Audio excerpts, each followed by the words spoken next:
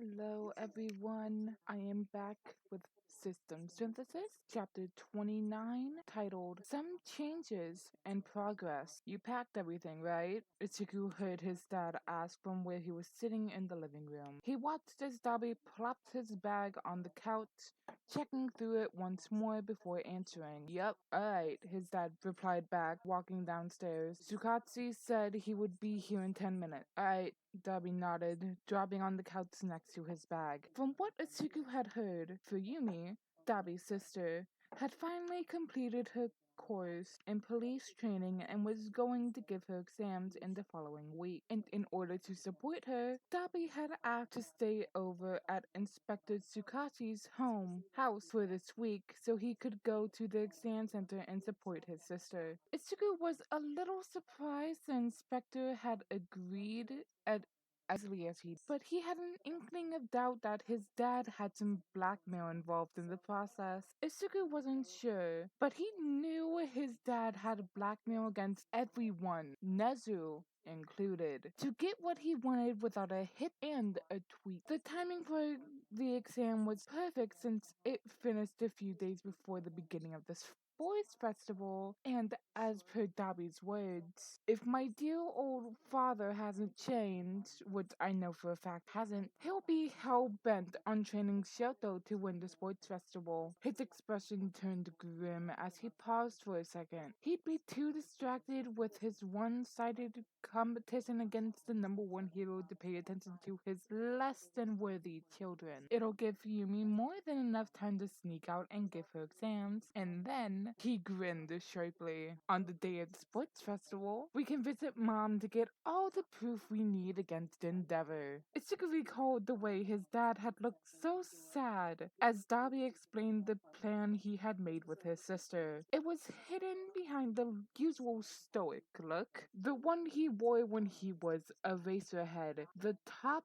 underground hero. But from the way his hands were curled by his side in tight fists, nails digging into the skin of his calloused palm, it was evident that he was enraged for Dabi and concerned. But just know, his dad had said, if it's too soon, there's still several backup plans. We don't have to do this right away. I can find more than enough ways to get Endeavor out of the city. Dabi smiled at him sadly. It's fine, Eraserhead. We're going to be fine. Us Todorokis have been through so much worse. He vaguely pointed to his wounds, the ones that had long healed but had left behind the light pink scars. Shota had only gritted his teeth, held back any further words, and only nodded. That was last week, and today was the day Dabi was going to leave. Don't look so sad, princess. Ichigo was pulled out of his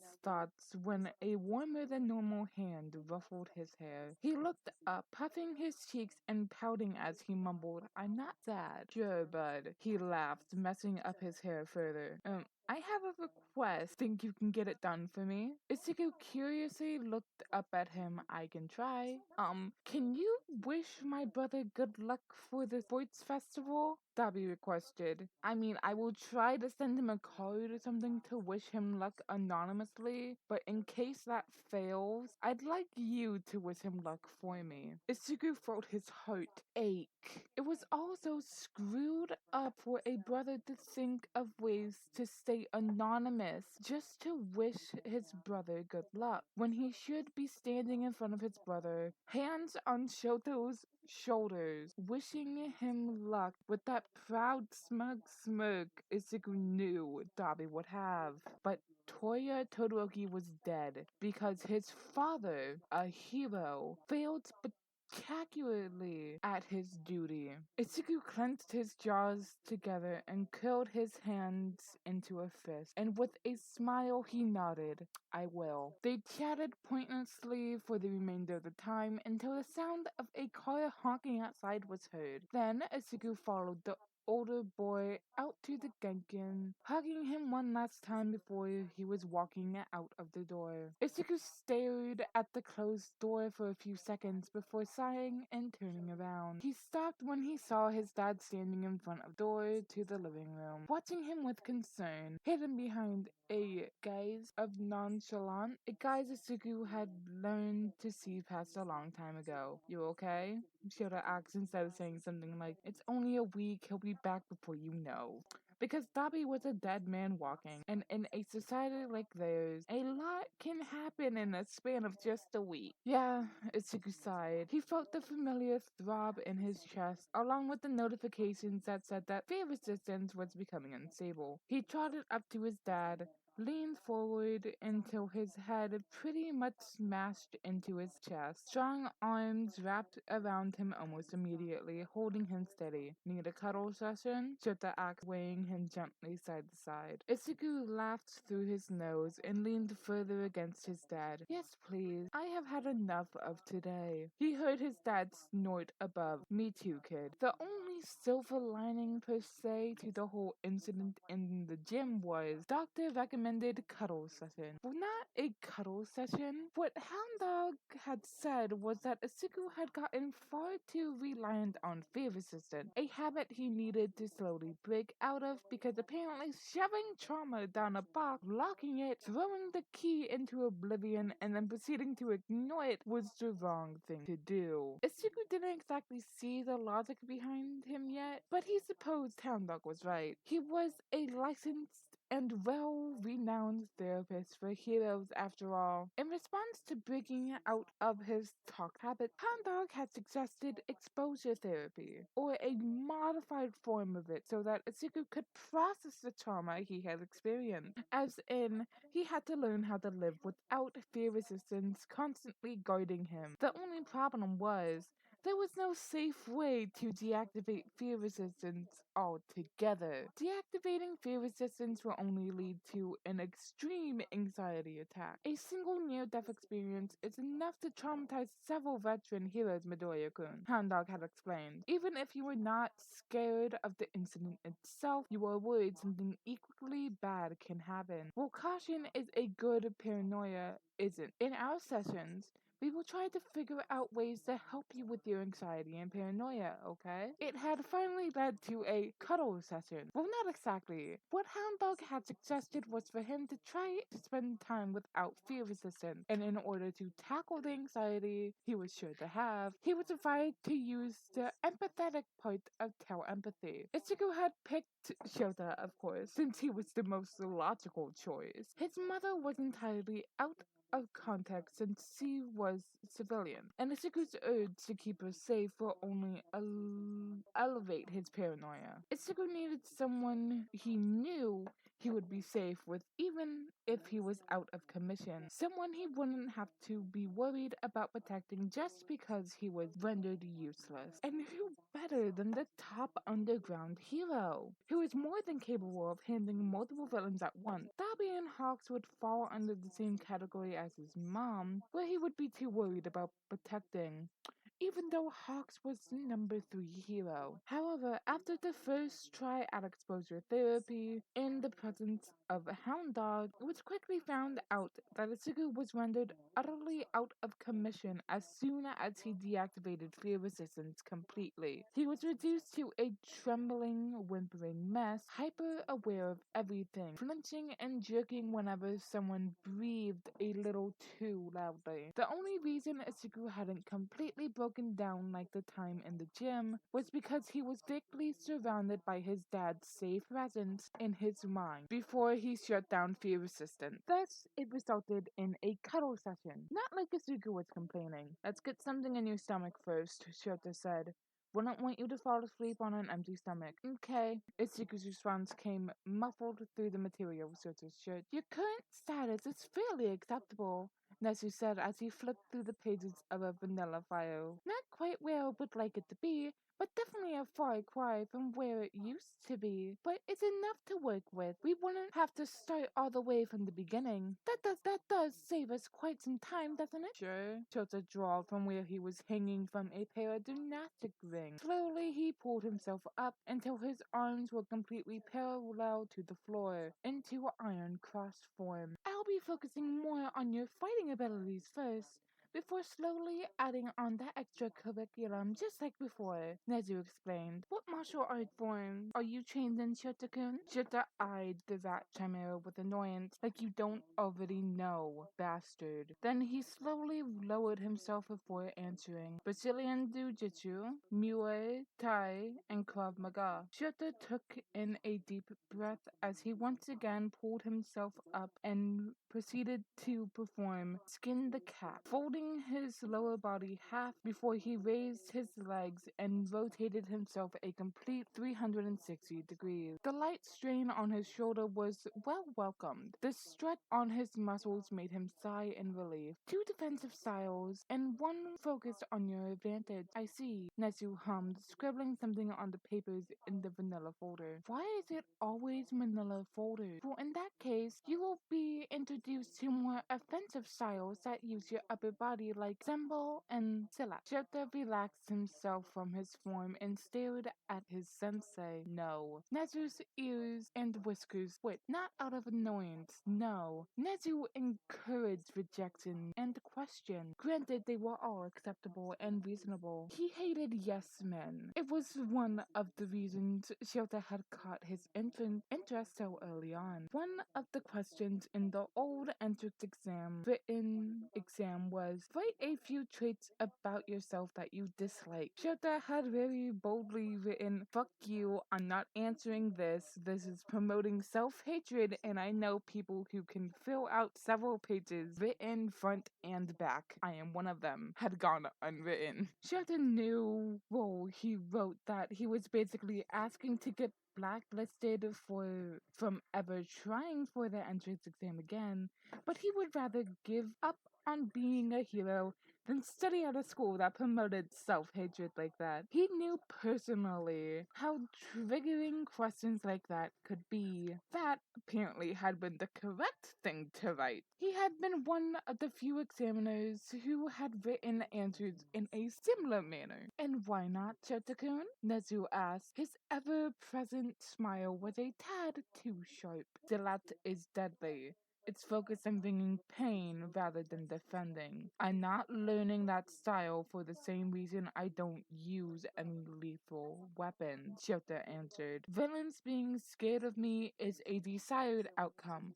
not civilians and people on less lawful acceptable sides, as in vigilantes and people who committed crimes out of desperation.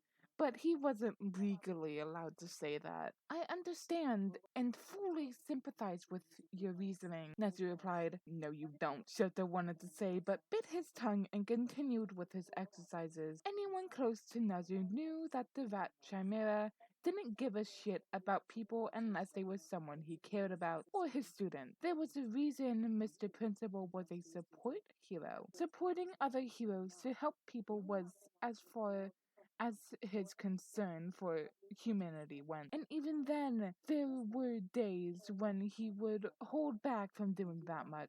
But honestly, after everything humans have done to him, with him, Shota is surprised the guy even decided to help humans at all. However, Nezu continued, as humans like to say, offense is the best defense. After certain recent incidents, it is quite clear that just defending will soon prove to be insignificant. Shota stopped in between his reps and looked at the chimera. The grim look on his face, and by the tone of his voice, Shota could tell there was more than what Nezu was currently saying. He dropped down on the mattress beneath him and asked, what's wrong? Nezu stared at him for a few seconds. Dark, beady eyes bored into his own before he answered, the winds are changing as I was in. The smell of an oncoming storm is strong in the air. What do you know? Nothing I'm not allowed to know. The HPSC is up to something training and they are keeping an eye on me. Is it something I can look into? Unfortunately, I believe it's a bit out of your area of expertise. It's unsafe and not possible whilst following all the hero protocols. Are you sure? Nezu laughed. I believe you're taking it a little too seriously. Then it is. Not yet. Soon enough. Shota nodded. I see. Well, let's get back to training, shall we?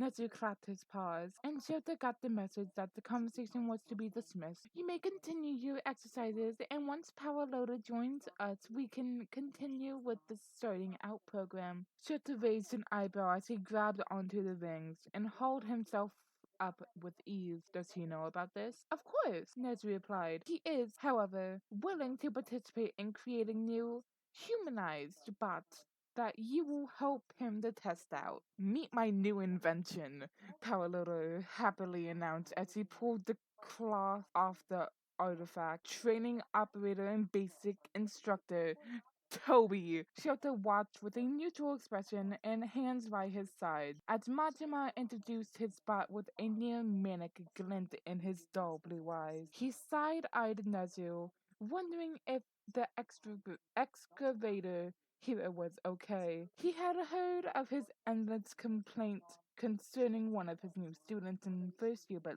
this, if people thought Shota's sleeping habits or lack of were bad, this guy, it was like at his point, sleep was too scared to even wander around him. Like he had been deprived of sleep for long, he had grown more than just habituated to it, and was likely to chase sleep away with a spike. He listened as Power Loader explained how the bot functioned. It was supposedly capable of mimicking beginner-level fight moves with the strength of its steel body to its advantage. Even though it's a mid-tier, it should prove to be enough of a challenge for the first and second years, with less powerful quirk. Power Loader finished his explanation. Jittery fingers tapped on the body of the bot, gauging their expression. Nezu looked delighted. Shota maintained his nonchalance. Don't mind if I give Toby a try, Shota mumbled as he walked towards the bot while moving his wrists in circles. His hands were properly wrapped in a high quarterly hand wrap. Go ahead, Matma said cheerfully, well, in comparatively more cheerful than his usual tone. Perhaps the most cheerful Shota had ever heard him. One punch to the bot's torso, and the steel body caved under his fist. Within a second, Shifter easily took a half a step back to avoid a swing of the robot and kicked it hard enough to send it flying. The robot tossed and rolled on the ground before eventually coming to a stop. Rip Toby, Shota mumbled as the bot stayed unmoving on the ground. He turned around and froze when he saw Majima staring at him with wide eyes and jaw practically touching the floor. Sorry about that. Guess we need to increase Toby's level, Power Loader-kun, Nezu said with a delighted twitch of his whiskers. Majima raised a trembling finger.